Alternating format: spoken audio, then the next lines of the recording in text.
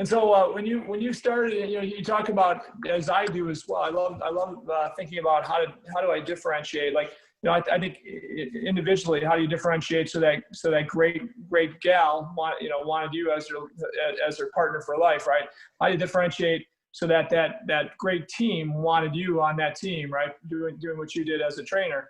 How do you differentiate when you start that first business? And I mean, so differentiation to me, I was often called different by people. They say, that guy's a little different. Boy, he's something's loose upstairs, but he's a fun guy, right? I mean, people, to my face or behind my back would say, yeah, he's a different type of guy, that Rabine guy, right? But I believe that in life, if you're like everybody else, you're not going to stand out very much. If you're serving a customer like everybody else, you're probably not gonna stand out very much. You're gonna be commoditized often, right? Mm-hmm. So when you speak of differentiation a lot, so I'd love to hear, when you started, what did you think of when you started this business, a small business in Chicago? What was your goal? Just to be in business? Were there some things you thought you could do differently than other people back then? Explain that a bit for us, if you could. Yeah, so after my physical therapy school at Northwestern, that was 1989, I took a job. It was my wife and I were living in a garden level apartment in the city of Chicago, which means that we were living in a basement. And there's a physical therapy clinic a couple blocks away, and I took a job there. I interviewed other places, but I took a job. And it was a good place. Two partners were running it, and they had opened a second site during the time I was there. They were having, I would call, differences of opinion, and I was sitting and watching that. They weren't necessarily getting along, which they ended up splitting up shortly after I left.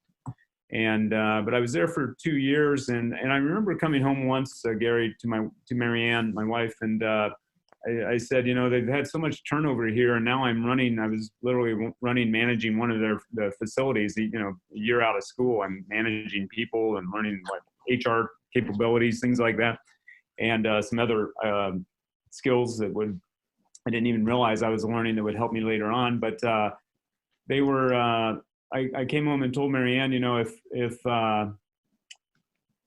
I keep my, head down and keep moving forward, these guys, because of their problems and they're trying to grow, are going to have to make me a partner or something more than I am. And my wife quickly said, to her credit, why do you want to be their partner if you don't respect them? And I'm like, okay, yeah, you're right. And so that's ultimately what led to Athletico. And so I started thinking about that in 91. To differentiation, there were some things that I didn't feel I wanted to do. I wanted to do personally, and because it was my background, selfishly, I wanted to get out of the clinic, meaning I wanted to get out in the field and work with kids, work with athletes. I had started a little outreach program back then and going out. And what I used to do, like working with Division I athletes, I thought, well, I want to be a Division I athletic trainer. Well, then I started realizing when I was working with high school kids, I just loved working with athletes. And I worked with club sports, rugby, and things like that. There's not been a team I haven't enjoyed contributing to or being part of and getting something back from it. And so I started doing that. And my supervisors weren't too overly, I guess, supportive of it. They didn't really know. And I didn't know, what it could bring to a business or a clinic.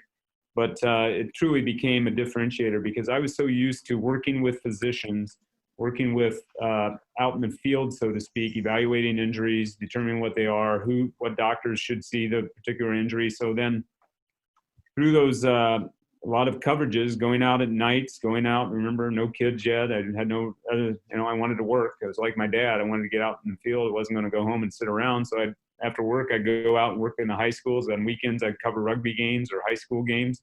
So then I'd get my hands on these injuries. Now, what do you do with them? Some of them I could take care of, triage them, take care of them, provide acute care, refer them to an emergency room if they had to go. But others, they didn't necessarily have to go to the emergency room, but yet I had to get them on the right path to get them back and get them healthy.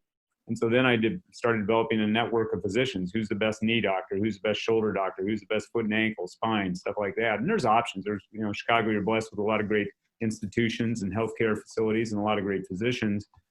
But I started referring, Gary and his injured wrestling shoulder to so-and-so for shoulder specialists. And I got him in. I made sure the insurance was covered. I made sure it was a convenient location. It might be where he's doctored before.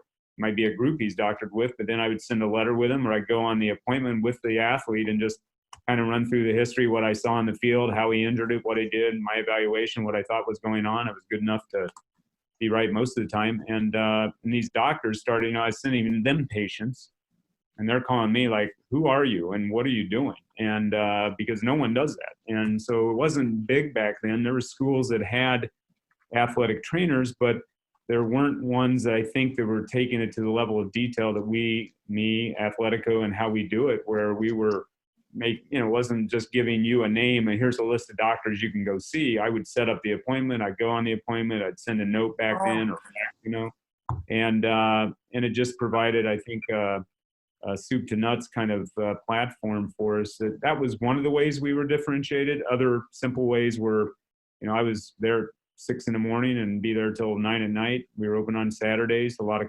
facilities weren't. All of our patients, I'd say 90% of them were working, and they couldn't come in the middle of the day, but they could come in at 5 o'clock at night or 6 o'clock at night or on a Saturday morning.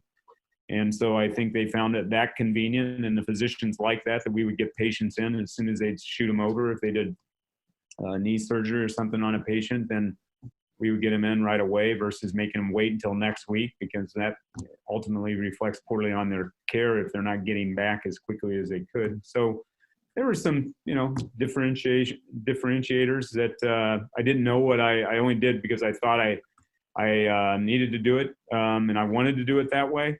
But there was also the I call it the fear of failure factor that, I think I borrowed $40,000 from my parents, $60,000 from my Greek in-laws, and another $60,000 from a college roommate of mine. That's how I funded Athletico, because no bank would give money back in '91 to a startup business in the horrible markets we were in back then. So that was the cash flow that started Athletico.